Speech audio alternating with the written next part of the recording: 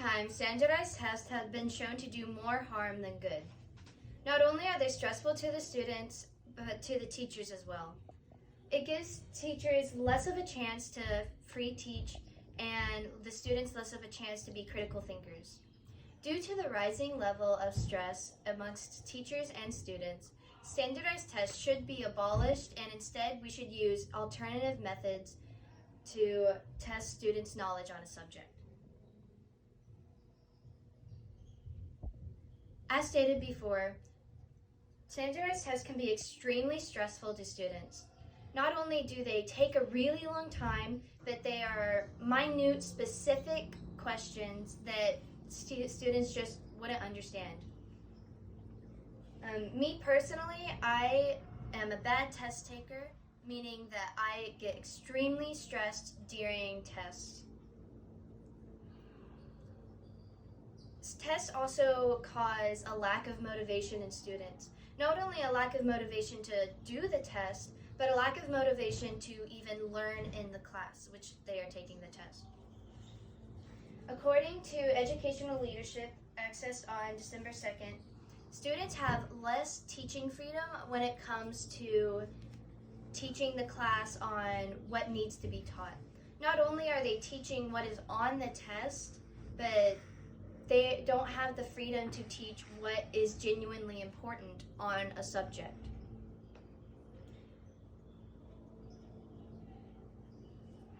There are alternative methods when it comes to how to fix this problem. We can use alternative methods to test students' knowledge on a subject instead of standardized tests.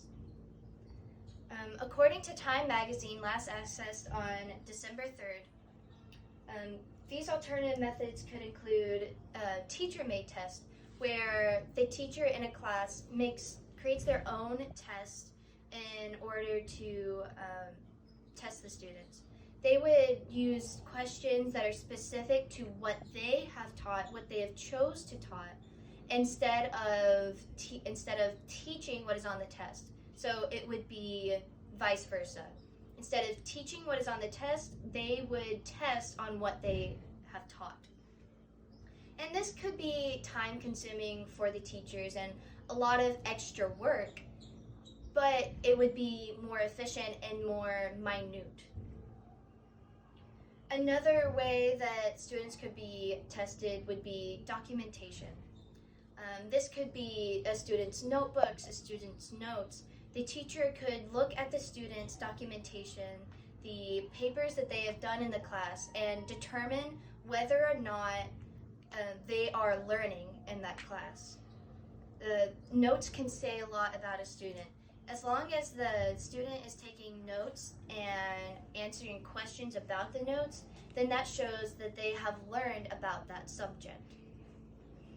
Another way is through interviews.